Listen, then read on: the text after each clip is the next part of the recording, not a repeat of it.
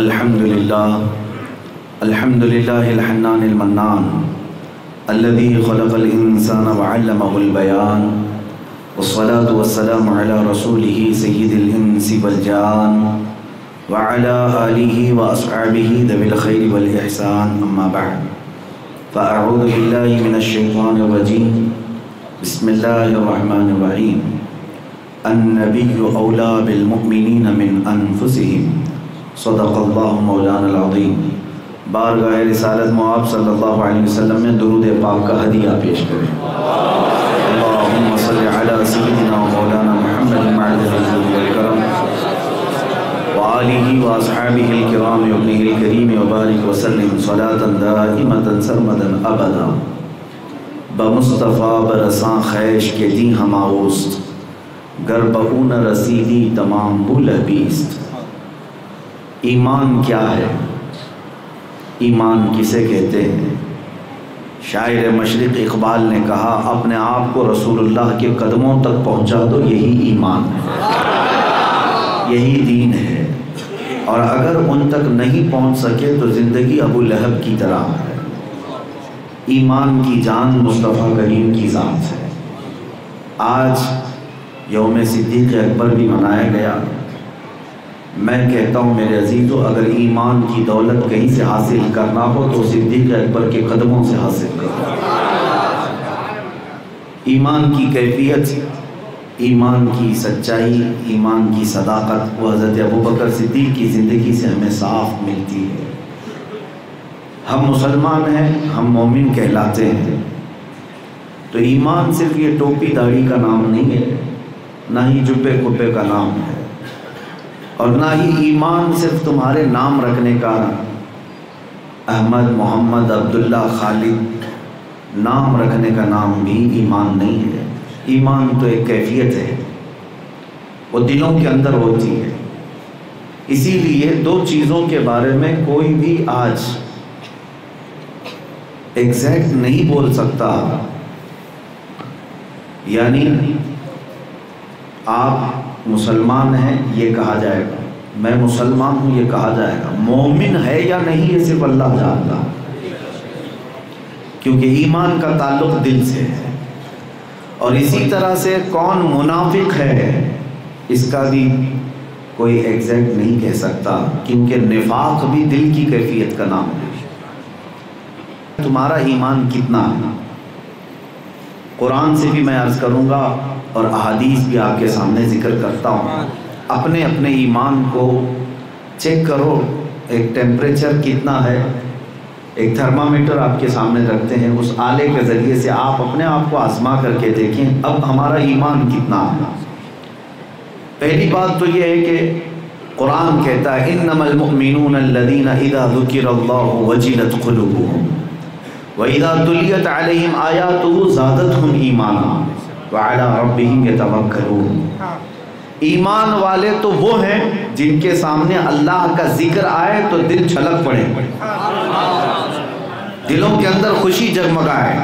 پہلی علامت ایمان والے کی، اللہ کا نام سنتے ہی وہ خوش ہو جائے۔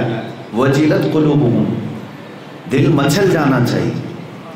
وَإِذَا تُلِيَتْ عَلَيْهِمْ آيَاتُهُ زَادَتْهُمْ إِيمَانًا، اور جب ان کے پاس اللہ کی آیتیں تلاوت کی جائیں تو ایمان اور بڑھ جاتا ہے۔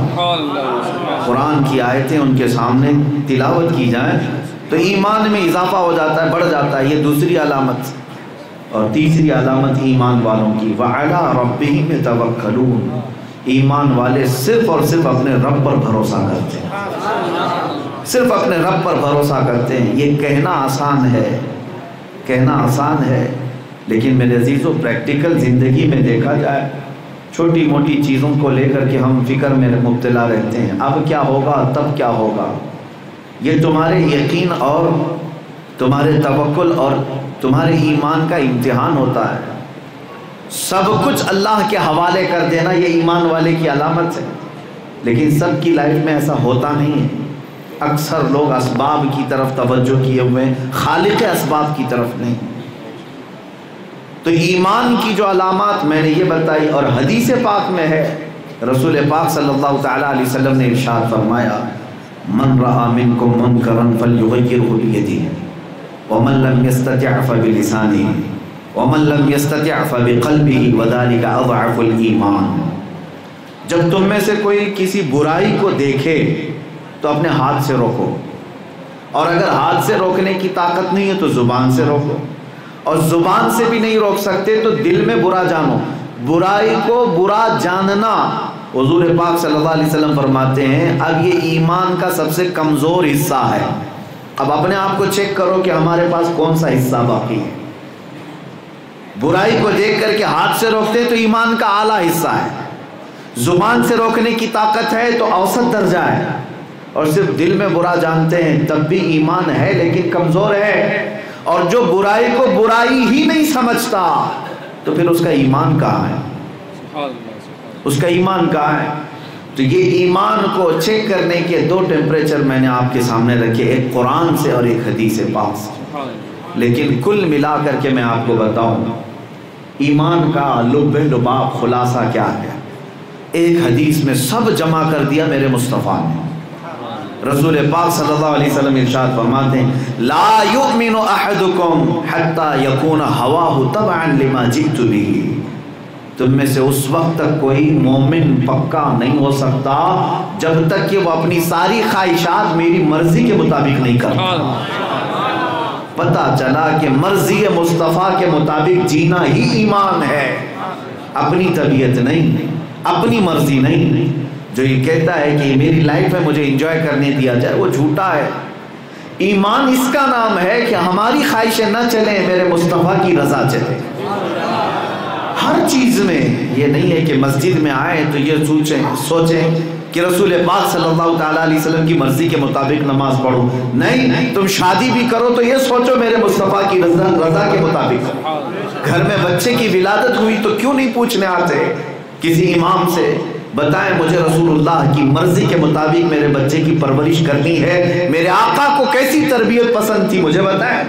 ایمان والا کھوج کھوج کر کے جائے گا، ڈھونڈ ڈھونڈ کر کے جائے گا کہ مجھے میری زندگی میری مرضی سے نہیں گزارنی ہے، مجھے میری زندگی مکین گنبد خضرا کی مرضی سے گزارنی ہے۔ جس دن بندہ یہ طے کرے گا کہ میری زندگی ان کی مرضی سے چلے گی، وہ ایمان کو پہنچ گیا، وہ ایمان کے کمال کو پہنچ جائے گا، اس کی اپنی مرضی نہ ہو۔ میں ایک مثال دے دوں، سیدنا عمر ابن خطاب رضی اللہ تعالیٰ عنہ گھر میں بیٹھے اپنے بیٹے کے ساتھ، ان کے بیٹے حضرت عبداللہ صحابی ہیں، وہ بھی حضرت عمر بھی صحابی، جلیل القدر صحابی۔ بحث ہو رہی تھی کسی مسئلے کو لے کر، یہ مسئلہ ایسا ہے، فلاں ہے، فلاں ہے، باپ اور بیٹے میں۔ تو حضرت عمر اپنے مسئلے کی تقویت میں، تائید میں، دلیل کے طور پر حضور کی حدیث پیش کر رہے تھے، اپنے بیٹے سے کہہ رہے تھے دیکھو میں جو کہہ رہا ہوں رسول اللہ صلی اللہ علیہ وسلم نے اسی کے مطابق ایسا فرمایا ہے۔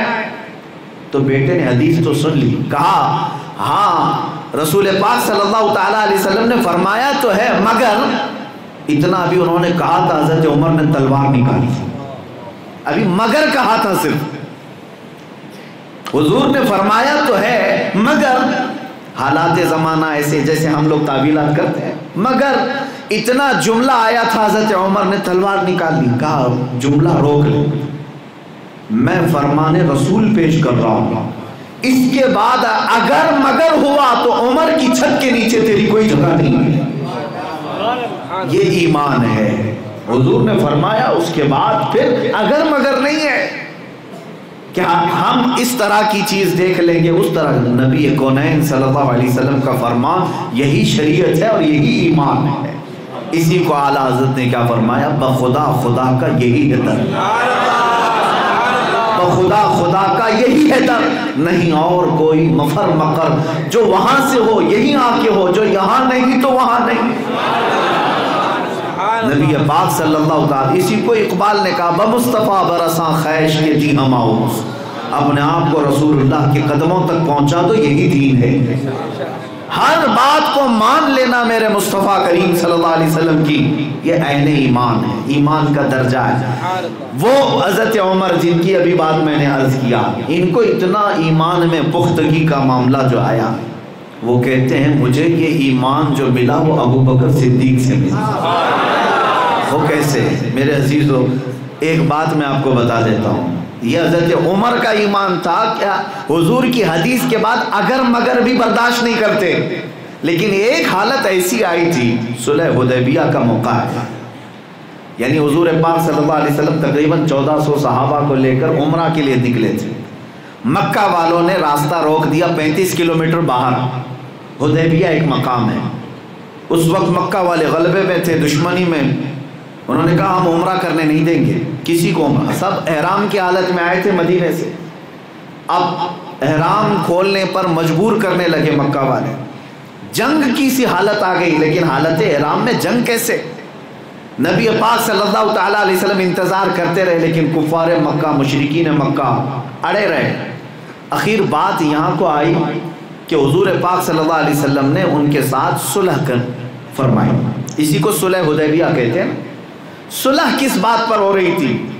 بظاہر دیکھنے کو ایسا لگتا تھا کہ جھک کر کے صلح ہو رہی ہے، یعنی مکہ والوں کی ہر بات مان لی جا رہی تھی، مکہ والے ایگریمنٹ میں لکھوا رہے تھے کہ اس سال آپ عمرہ نہیں کریں گے، یہی احرام کھولیں گے واپس جائیں گے، اگلے سال آئیں گے بغیر ہتھیار کے آئیں گے، اور پھر یہ کہ اگر مکہ سے کوئی بھاگ کر مدینے گیا تو آپ ہمیں واپس دیں گے، اور مدینے سے کوئی بھاگ کر ہمارے پاس آیا تو ہم واپس نہیں دیں گے، بہت ساری ایگریمنٹ اس میں لکھوائی، سب کو حضور نے مان لیا، سب کو مان لیا، لیکن یہ حالت ایسی تھی کہ حضرت عمر بھی اس میں موجود ہیں، بڑے بڑے صحابہ بھی۔ جب یہ ایگریمنٹ سائن ہو رہا تھا تو حضرت عمر کھڑے ہو گئے، کہا یا رسول اللہ صلی اللہ علیہ وسلم، کیا ہم طاقت میں کم ہیں؟ کیا ہم حق پر نہیں ہیں؟ کیوں ان کمینوں سے ہم جھک کر کے صلح کریں؟ آپ اجازت دیں ہم ان سے جنگ کریں گے، کیونکہ جنگ بدر بھی ہو چکی ہے، جنگ احد بھی ہو چکی ہے، جنگ خندق بھی ہو چکی ہے، ساری جنگوں کا تجربہ ہے صحابہ کے پاس، یہ سن 6 ہجری میں ہو رہی ہے حدیبیہ کی جو صلح ہے۔ حضرت عمر جنگ کی خواہش کر رہے تھے، حضور نے فرمایا عمر میری جو آنکھیں دیکھ رہی وہ تم نہیں دیکھ رہے، لیکن حضرت عمر ابھی بھی مطمئن نہیں، اٹھے، صحابہ کو پکڑ کر کے سمجھانے لگے، چلو حضور کے پاس جا کر کہتے ہیں صلح نہ کریں، ہمیں جنگ کی اجازت دیں، ہم ان کے چھکے اڑائیں، ہم ان کے پرخچے اڑائیں، مکہ والوں کے، یہ جتنا حضور پاک صلی اللہ تعالیٰ علیہ وسلم کے خلاف کھڑے ہیں۔ حضرت عمر کئی صحابہ کے پاس جا کر کہہ رہے تھے، اب سنو، حضرت ابو بکر صدیق کے پاس آئے، کہا ابو بکر آپ کو پتہ ہے رسول اللہ کیا کر رہے ہیں؟ حضرت ابو بکر نے کہا ہاں صلح کر رہے ہیں، کہا چاہیے آپ سمجھائیں، آپ عرض کریں حضور پاک صلی اللہ علیہ وسلم کی بارگاہ میں، آپ کی بات رد نہیں ہوتی، آپ عرض کریں کہ جنگ کی اجازت دے دی جائے، اس لیے کہ یہ صلح آپ کے وقت مناسب نہیں ہے۔ حضرت ابو بکر گھوم کر کے ان کے کندھے پکڑتے اور کہتے ہیں الزم غرضک یا عمر، اے عمر اپنی اوقات میں رہ کر کے بات کر، اس لیے کہ یہ فیصلہ کسی ایسے ویسے کا نہیں، اللہ کے رسول کا۔ حضرت عمر کہتے ہیں اس وقت مجھے ہوش آ گیا کہ ایمان اسی کا نام ہے، ایمان اسی کا نام ہے، چاہے ظاہراً فائدہ دکھتا ہو کہ نہیں دکھتا ہو، فرمان رسول پر اپنی گردن جھکا لینا یہ ایمان ہے، یہ نہ دیکھو کہ ابھی فائدہ دکھ رہا ہے کہ نہیں دکھ رہا ہے، میرے مصطفیٰ نے فرمایا تو ہوگا۔ یہ حضرت ابو بکر صدیق کا ایمان تھا، یہ کمال ایمان کو جو پہنچے عزیزان گرامی وقار، انہی کے متعلق میں یہ ابھی حدیث کی مصداق یہی حضرت ابو بکر جو میں نے حدیث پڑھی، لا یؤمن احدکم حتی یکون ہواہ تبعا لما جئت بہ، اس وقت تک تم مومن پورے نہیں ہو سکتے جب تک اپنی خواہشات کو میری مرضی کے مطابق نہیں کرتے۔ یہ حضرت ابو بکر صدیق ہیں، جانتے ہو نبی پاک صلی اللہ تعالیٰ علیہ وسلم کی بارگاہ میں ہر چیز کیا اپنی انہوں نے نہیں لٹائی، اپنے مال، اپنے دولت، اپنے جائیداد، اپنے عزیز و اقارب، سب کچھ حضور پاک صلی اللہ تعالیٰ علیہ وسلم پر وار دیا تھا، یہ ایمان اپنی خواہشات کے مطابق نہیں دیا، یہاں تک کہ ایک دن گھر میں بیٹھے ہیں، ماں عائشہ صدیقہ ساری کائنات کی مومنوں کی ماں، ام المومنین، لیکن صدیق اکبر کی بیٹی، حضرت ابو بکر صدیق کی بیٹی، اور وہ بھی عمر میں کتنا فرق ہے، چھوٹی بیٹی ہے حضرت ابو بکر کی، لیکن جانتے ہو جب اپنی ہی بیٹی کو بلانا ہوتا تب بھی ام المومنین تھی، مومنوں کی ماں ہے، اپنی بیٹی ہے، لیکن مومنوں کی ماں ہے. دسترخوان پر بیٹھے ہوئے حضرت ابوبکر صدیق حضرت عائشہ سے پوچھنے لگے, اے عائشہ, تم نے میرے رسول مصطفیٰ کریم صلی اللہ علیہ وسلم کے ساتھ زندگی گزاری ہے, جب تمہارے گھر پر دسترخوان بچھتا تھا حضور کے ساتھ, تو ذرا اس دسترخوان کی کیفیت بھی مجھے بتاؤ کہ حضور کیسے کھاتے تھے. یہ اپنی بیٹی سے اپنی مرضی سے اگر کھانا ہو تو کوئی یہ نہیں پوچھے گا. جس کو یہ طلب ہے کہ میں اپنی مرضی سے نہیں جینا چاہتا, رسول کی مرضی سے, وہ یہ سوال کرتا ہے. حضرت عائشہ صدیقہ کہتی ہیں, میں نے زندگی پر حضور کی دسترخوان کو دیکھا, کبھی چھنے ہوئے آٹے کی روٹی نہیں کھائی, اور کبھی ایک دسترخوان پر حضور کے 2 سالن نہیں آئے. کبھی بھی حضور کے دسترخوان پر 2 سالن نہیں جمع ہوئے. یہ سن کر کے حضرت ابوبکر صدیق ہاتھ کھینچ لیے اور رو پڑے, آنکھوں میں آنسو آ گئے, اٹھ گئے. کہا جس کو اللہ تعالیٰ نے مالک جنت بنایا, اس کی زندگی کا حال یہ تھا کہ دسترخوان پر کبھی چھنے ہوئے آٹے کی روٹی نہیں کھائے اور 2 سالن نہیں جمع کیے.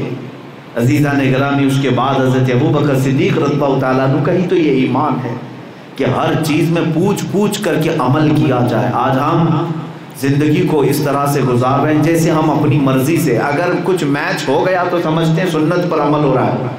میچنگ کرنے کا نام سنت نہیں ہے. جیسے بہت سارے لوگوں کی داڑھی یوں ہی نکل آئی اور ان کو ایسا لگتا ہے کہ ہم بھی سنت پر عمل کر رہے ہیں.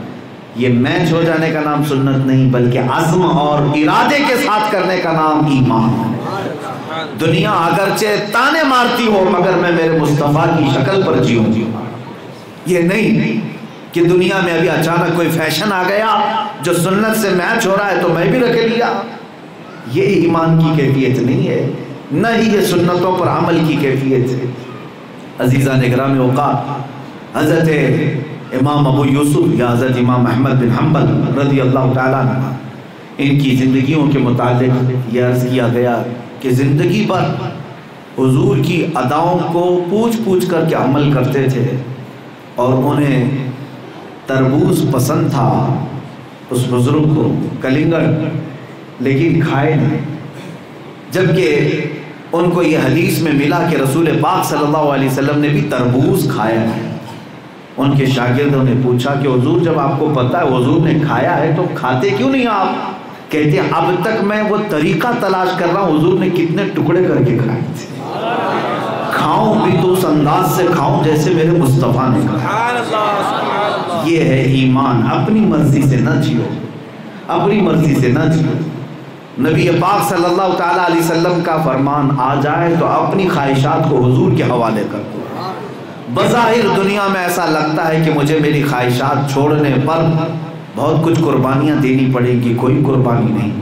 راحت ہی راحت ہے, عزت ہی عزت ہے.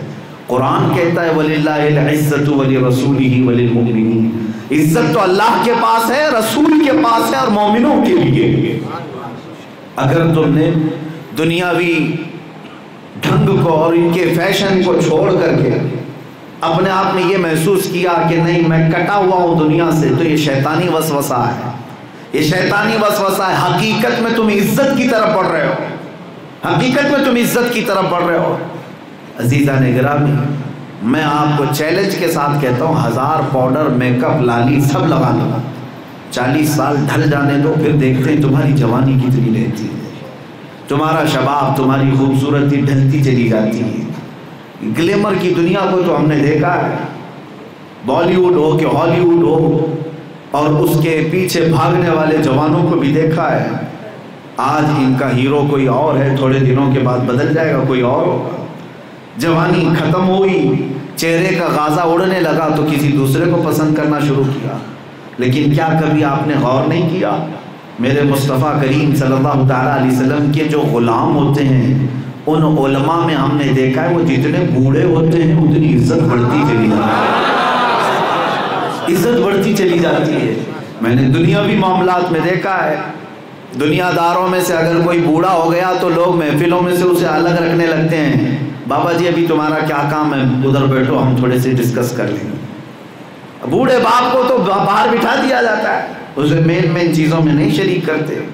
لیکن میں نے اپنے محافل کو دیکھا ہے جب سخت سے سخت قسم کے پیچیدہ مسائل کو حل کرنے کی بات آئے تو امت میں جو سب سے عمر دراز علماء ہیں ان کو صدر بنا کر لایا جاتا ہے۔ عزیزان گرامی، یہ نبی پاک صلی اللہ تعالیٰ علیہ وسلم کے قدموں سے ملی ہوئی جو عزت ہے وہ موت تک نہیں جاتی بلکہ مرنے کے بعد بھی زندہ رہتی ہے۔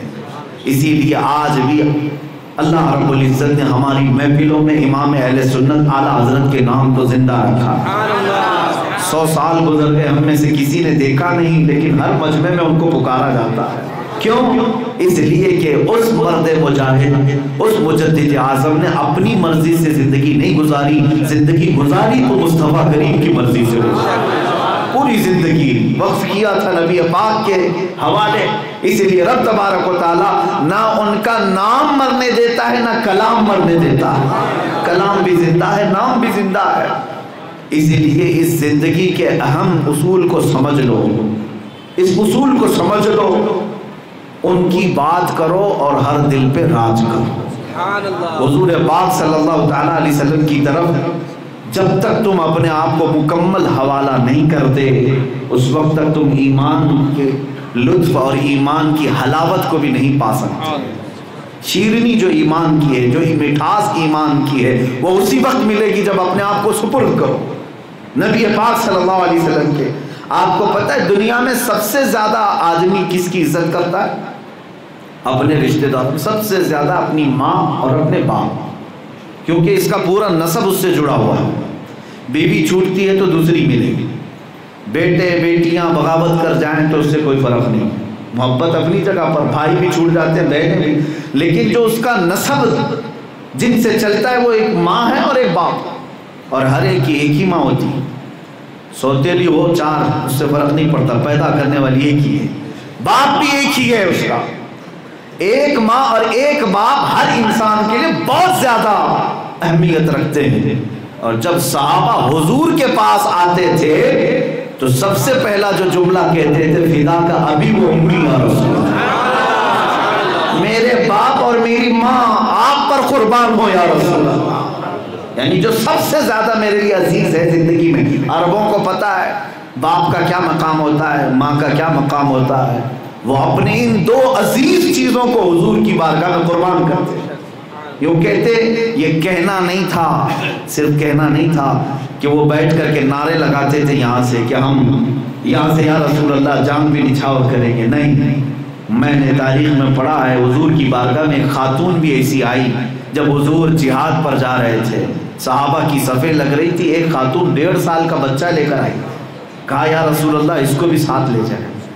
1.5 سال کا بچہ، حضور پاک صلی اللہ علیہ وسلم نے اس کی طرف دیکھا، پوچھا اس کو کیوں لائی؟ کہتی ہے میرے گھر میں کوئی نہیں، میرے شوہر شہید ہو چکے، یہ ایک 1.5 سال کا بچہ ہے، اس کے علاوہ میرے گھر میں کوئی نہیں۔ مدینے کی خواتین جب اپنے جوانوں کو آپ کے ساتھ بھیج رہی ہیں تو دل بے قرار ہوا، میں اپنا یہ بچہ لے آئی، کیا کریں گے اس کا؟ خاتون کا ایمان تو دیکھو، کہتی مجھے پتا ہے میرا بچہ تیر اور تلوار تو نہیں چلا سکتا، لیکن اپنے مجاہد صحابہ کے ہاتھ میں اس بچے کو دے دیں، جب دشمنوں کی طرف سے تیر چلے تو میرا بچہ ڈھال کے کام تو آ سکتا ہے۔ اپنے بیٹے کو اس طرح نچھاور کرنا، کسی ماں کے کلیجے سے پوچھو کون ہے جو اپنے بچے کو لا کر 1.5 سال کی عمر میں حضور کے قدموں میں ڈال دے؟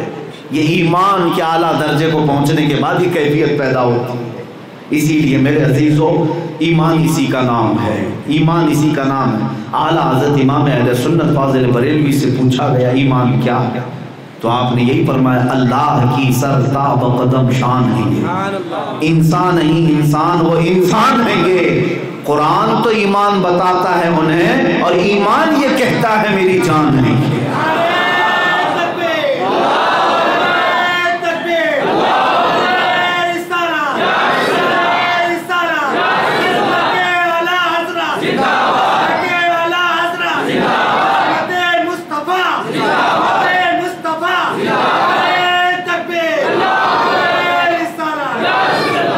جان ایمان کا تذکرہ ہم کر رہے ہیں، روح کائنات کا ہم تذکرہ کر رہے ہیں۔ عزیزان گرامی، ہماری زندگی کا سب سے اہم عنوان، ہماری زندگی کا سب سے اہم ٹاپک وہ حضور پاک کی ذات ہے۔ آپ کو پتا ہے پوری کائنات میں جو بکھرے ہوئے مسلمان ہیں، کہیں پر بھی رہنے والے ہوں، ہم سب کی ڈور سب جا کر کے مدینے سے جڑی ہوئی۔ ہمارے ایمان کا جو بنیادی عنصر ہے وہ سب حضور پاک کی ذات سے جا کر جڑا ہوا ہے۔ یہی تو بات ہے، یہی تو بات ہے کہ 1400 سال سے یہ ایک ہی قوم ایسی ہے جس کو جینوسائیڈ کرنے کی کئی بار کوششیں کی گئی۔ یہ امت مسلمہ کو جینوسائیڈ، نسل کشی، ہمیشہ کے لیے پورا خاتمہ۔ افریقہ کی سرزمین پر کئی نسلیں ایسی آئیں جن کو جینوسائیڈ کیا گیا ہے، ان کا نام و نشان نہیں۔ کئی فرقے ایسے پیدا ہوئے جن کو ختم کر دیا گیا، ان کی آبادیاں تہس نہس کر دی گئی۔ ہماری تاریخ میں یہ ایک بار نہیں، سینکڑوں بار دہرایا گیا ہمارے ساتھ ہی، آج بھی ہو رہا ہے۔ موب لنچنگ اسی کا حصہ ہے، اور موب لنچنگ یہ آج کی ایجاد نہیں ہے، مکہ میں بھی تو یہی کیا جا رہا تھا۔ کیا حضرت عمار بن یاسر کو نہیں کیا؟ خباب ابن الحرت کو، خبیب ابن عدی کو پھانسیوں پر چڑھا کر کے، لٹکا کر کے لوگوں کو بلا کر دہشت میں ڈالتے تھے۔ سیم یہ چیزیں چلتی رہی ہیں۔ حضرت سیدہ سمیہ کو گھوڑے کے پاؤں میں نیچے باندھ کر دوڑایا گیا تھا۔ یہ موب لنچنگ تو اس زمانے میں بھی تھی۔ اس وقت کفار مکہ نے یہ سوچا تھا ابھی یہ چھوٹی تعداد میں ابھی ان کو مار مار کر کے ڈرا کر کے منتشر کر دو، لیکن اسلام کو نہ تھمنا تھا نہ تھما، کسی سے نہیں رکا، کسی سے نہیں رکا۔ اسی کو تو اقبال کہتا ہے نا، کچھ بات تو ہے کہ مٹتی نہیں ہستی ہماری، کچھ بات تو ہے کہ مٹتی نہیں ہستی ہماری، صدیوں رہا ہے دشمن دور زماں ہمارا۔ اور پھر اقبال نے گرج کر کے یہ کہا تھا، توحید کی امانت سینوں میں ہے ہمارے۔ میں کہتا ہوں عشق رسول کی امانت سینوں میں ہے ہمارے، آسان نہیں مٹانا نام و نشاں ہمارا۔ یونان و مصر و روما سب مٹ گئے جہاں سے، یونان و مصر و روما سب مٹ گئے جہاں سے، باقی مگر ہے اب تک نام و نشاں ہمارا۔ وجہ کیا ہے؟ وجہ کیا ہے؟ کیوں نہیں مٹا سکی دنیا؟ تاریخ کے جھروکوں میں جھانک کر کے دیکھو، بڑے بڑے ظالم آئے، یزید نے بھی اپنے ظلم کے پنجے گاڑے، ان کے اس کے بعد ایک دو نہیں کئی سلاطین ایسے آئے جنہوں نے ہماری گردنوں پر کرسیاں بچھائی ہیں۔ لاکھوں مسلمانوں کا قتل عام ہوا ہے، بغداد کو تو خون سے تہس نہس کر دیا گیا تھا، تیونس کو، مراکش کو، افریقہ کی سرزمین پر کتنے غریب مسلمانوں کو اس طرح سے کاٹ کر رکھ دیا گیا کہ کئی جگہ ایسا بھی تاریخ میں موجود ہے کہ ہماری کھوپڑیوں سے مینار بنا دیے گئے، ہمارے خون سے دریا کو لال کر دیا گیا، لیکن اس وقت بھی اسلام کو نہ تھمنا تھا نہ تھما۔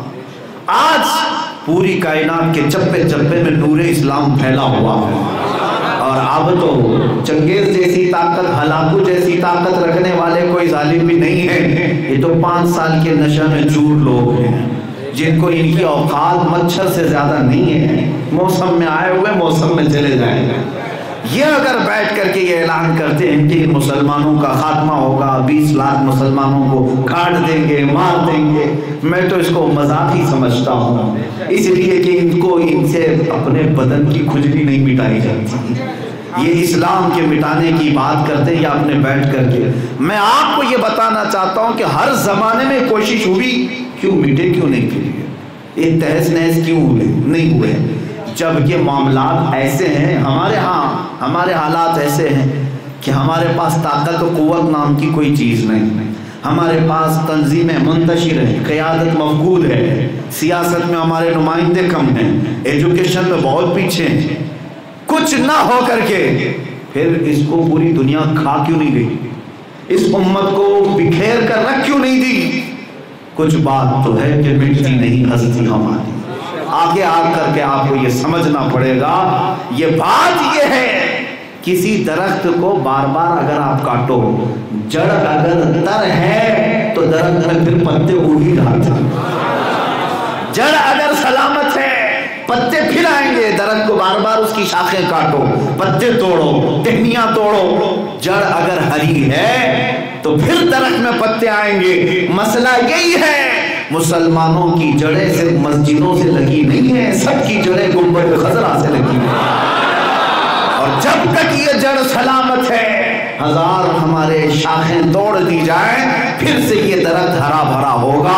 اسی کو تو شاعر نے کہا تھا، اسلام تیری نبض نہ ڈوبے گی حشر تک، اسلام تیری نبض نہ ڈوبے گی حشر تک، تیری رگوں میں رواں خون ہے چاریان کا، تیری رگوں میں رواں خون ہے چاریار کا، اسلام تیری نبض نہ ڈوبے گی حشر تک۔ عزیزان گرامی، اسی کو شاعر نے کیا کہا تھا، کربلا کی سرزمین پر ٹکڑے ٹکڑے کر کے اہل بیت اطہار کے لوگوں نے جشن منائے۔ کتنے دن جشن منائے، کتنے دن جھنڈے لگائے، کتنے دن ان کی حکومتیں چلی، نہ چل سکی۔ آج 14 صدیوں کے بعد بھی گھر گھر حسین کا ہے، بلکہ ہر جگہ سے یہی نعرہ ہوتا ہے، اسلام زندہ ہوتا ہے ہر کربلا کے بعد۔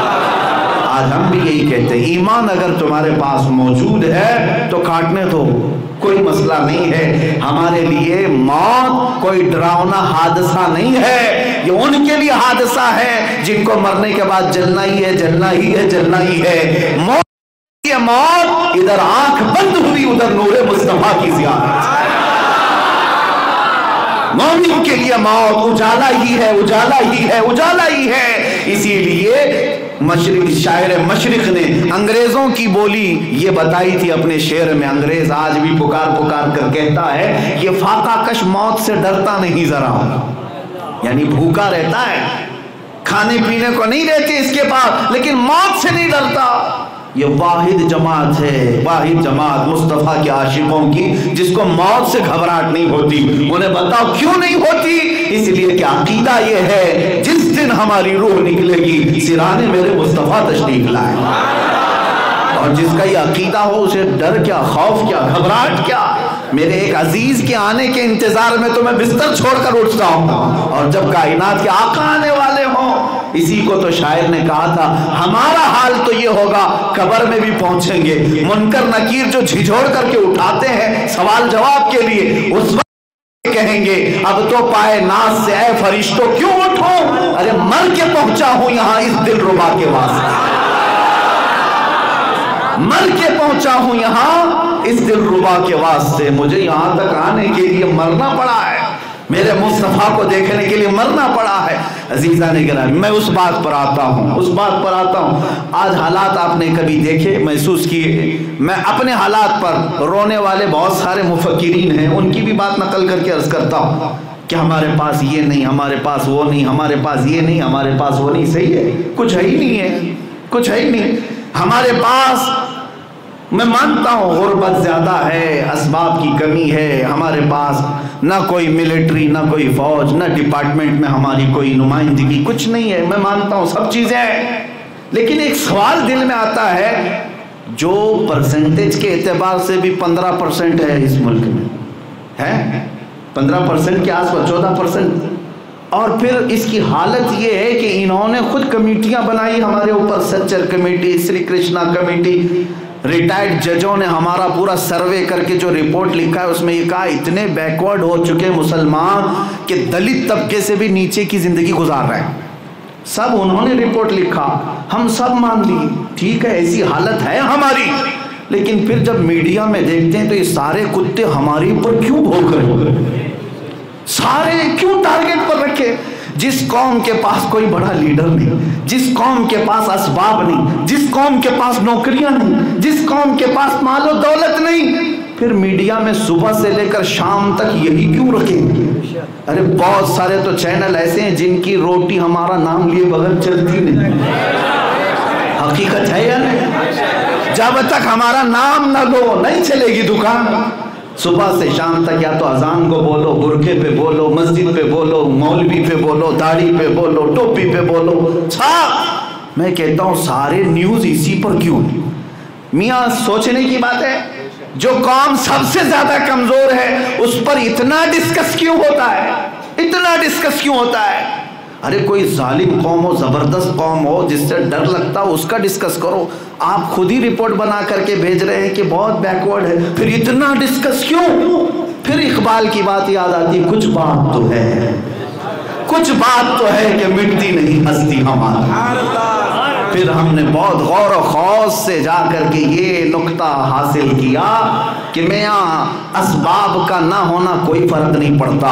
دنیا یہ جانتی ہے یہ ادھمرے ضرور ہیں، کمزور ضرور ہیں، ٹوٹے بکھرے ضرور ہیں، لیکن ان کے دلوں میں جو شمع روشن ہے وہ ہزار کے لیے کافی ہے. اسی طاقت سے تو دنیا گھبراتی ہے. اسی لیے دنیا یہ نہیں دیکھتی کہ اس کے کپڑے پھٹے ہیں کہ اچھے ہیں، یہ نہیں دیکھتی کہ یہ تخت پر بیٹھا ہے یا ویل چیئر پر بیٹھا ہے، لیکن اگر وہ لبیک کا نعرہ لگا رہا ہے تو پھر دنیا کو ڈر لگتا ہے. کیوں؟ اس لیے کہ ایمان کی دولت ہی ایسی ہے کہ اگر 313 نہتے بھی نکل جائیں مولا ان کی مدد کے لیے آسمان سے فرشتے نازل کرتا ہے.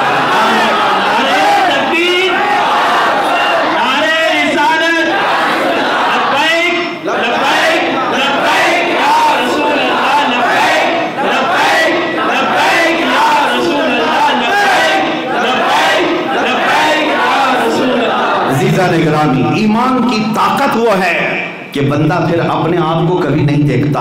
ان صحابہ کو پوچھو کبھی، حضرت عکاشہ رضی اللہ تعالیٰ عنہ صحابی ہیں، بدر کے میدان میں آئے، جب سب صحابہ جا رہے تھے وہ بھی آ گئے، پیروں میں چپل بھی نہیں ہے، کھانے پینے کے سامان بھی نہیں، حتیٰ کہ جس کام کے لیے جا رہے ہیں جنگ میں سب سے مین چیز کیا ہوتی ہے جنگ میں؟ کچھ تو ہتھیار ہونا چاہیے. ان کے پاس ایک چھوٹی سی چاقو بھی نہیں، کچھ بھی نہیں. چلے آئے اور میدان میں آنے کے بعد ان کو لگا کہ کچھ تو لے کے آنا چاہیے.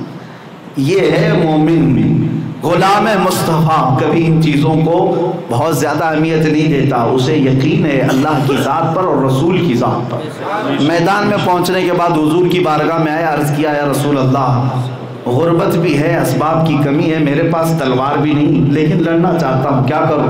حضور نے فرمایا جاؤ کوئی کھجور کی سوکھی ہوئی لکڑی لے آؤ.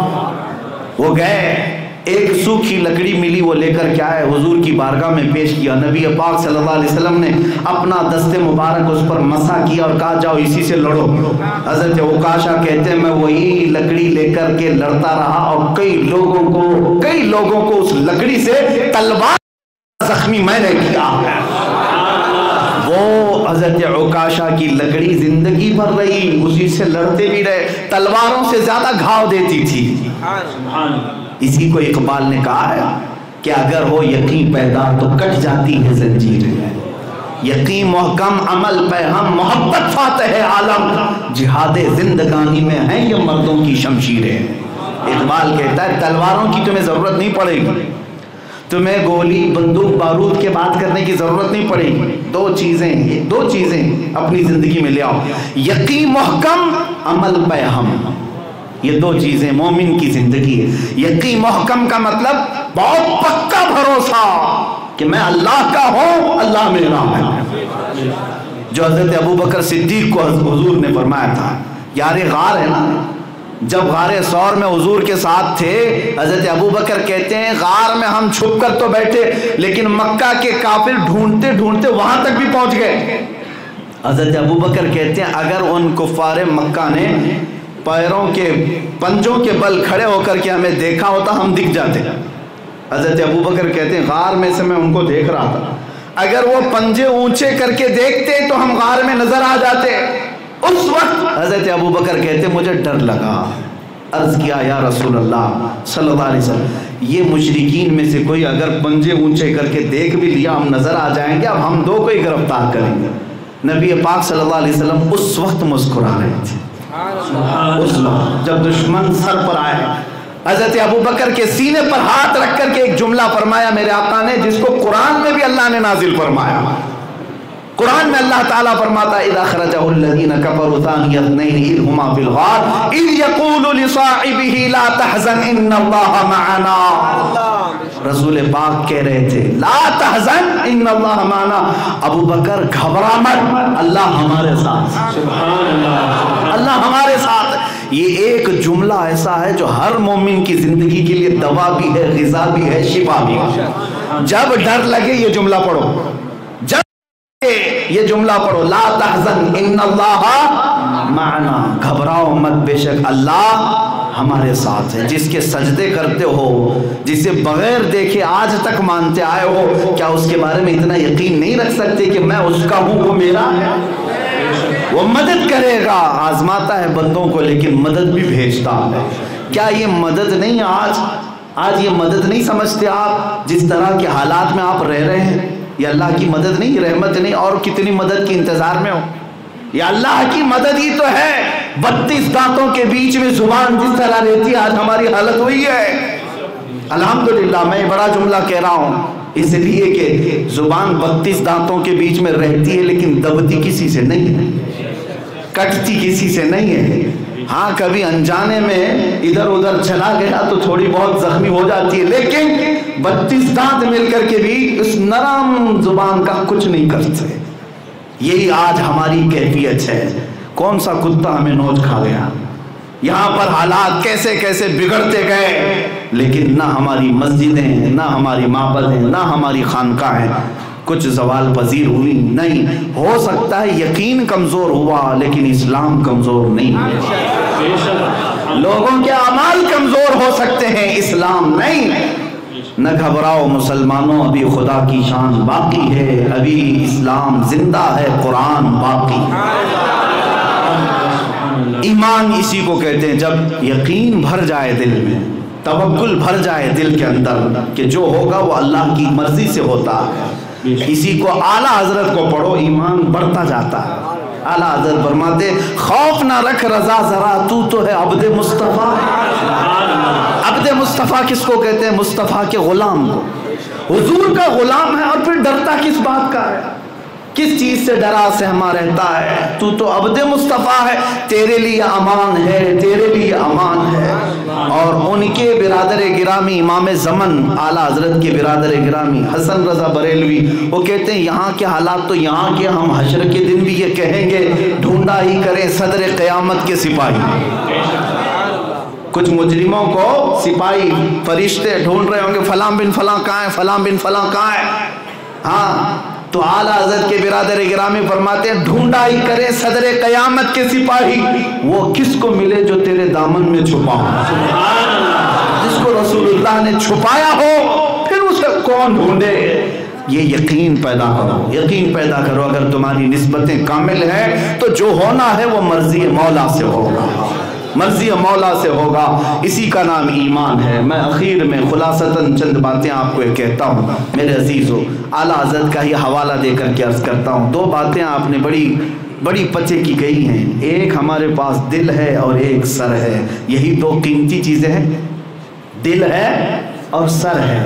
لیکن ہر ایک کو دل نہیں کہتے اور ہر ایک کو سر نہیں کہتے، ہر ایک کو دل نہیں کہتے، ہر ایک کو سر نہیں کہتے۔ اعلیٰ حضرت کی زبان میں سنو تو کہتے ہیں دل ہے وہ دل جو تیری یاد سے معمور رہا۔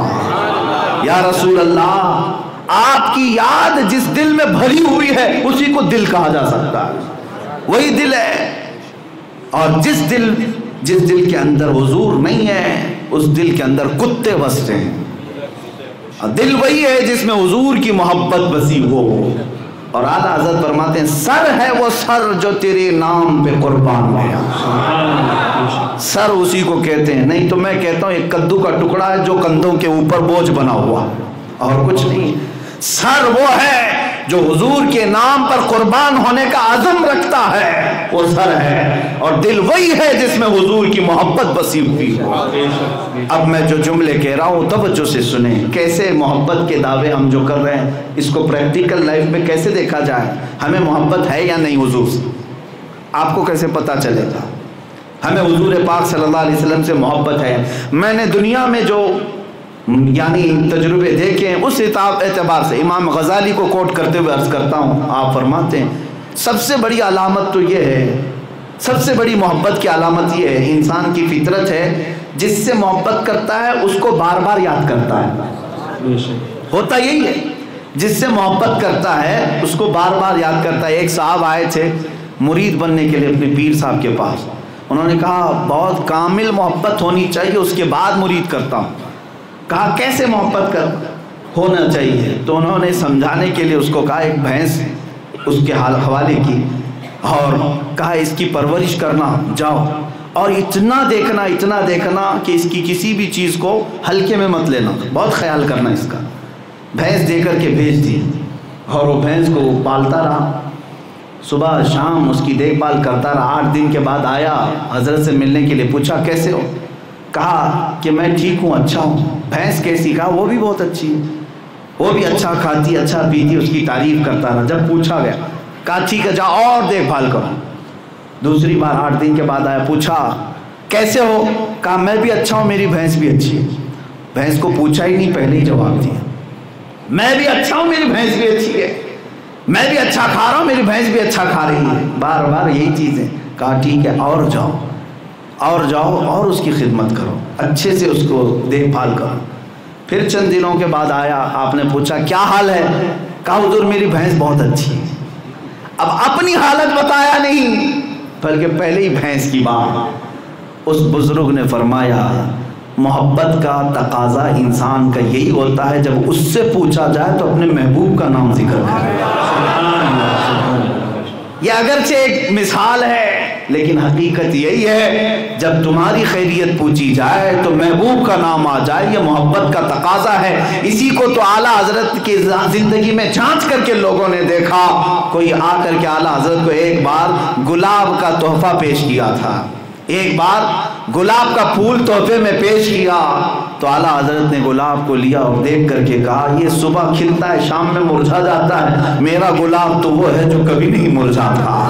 اور پھر قلم اٹھایا اور لکھنا شروع کیا، سر تا قدم ہے تن سلطان زمن پھول، لب پھول دہن پھول زکن پھول بدن پھول، واللہ جو مل جائے میرے گل کا پسینہ، مانگے نہ کبھی عطر نہ پھر چاہے دلہن پھول۔ کیا بات رضا اس چمنستان کرم کی، زہرا ہے کلی جس میں حسین و حسن پھول۔ پوری نعت پھول پر لکھ دی، پوری نعت پھول پر لکھ دی۔ کسی نے ایک بار پھول کیا پیش کر دیا، اعلیٰ حضرت نے محبوب کا ذکر پورا پھولوں میں کر دیا۔ یہ محبت کا تقاضا ہے، یہ محبت کا تقاضا ہے۔ جب آپ کو حضور سے کمال کا عشق ہو جائے، آپ سے جب لوگ سوال کریں تو پہلے اپنا نہیں اپنے نبی کا ذکر کرنا شروع کر دیں، یہ محبت کا تقاضا ہے۔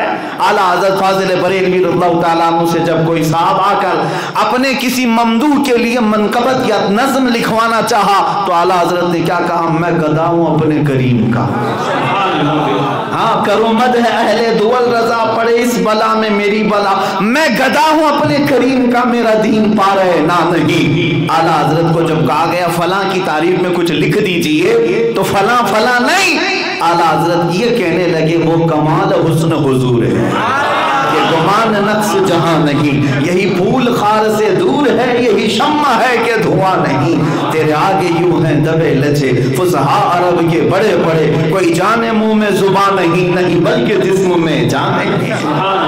یہ محبت کا تقاضا ہے۔ جب جب کسی نے ان کے متعلق کوئی سوال کیا تو قلم اٹھایا اور تعریف میں ایسا رطب اللسان ہو گئے کہ 100 سال گزرنے کے بعد بھی ان کے کلام کی مٹھاس ایک پائی برابر بھی کم نظر نہیں آتی، ایک آنا برابر بھی کم نظر نہیں آتی۔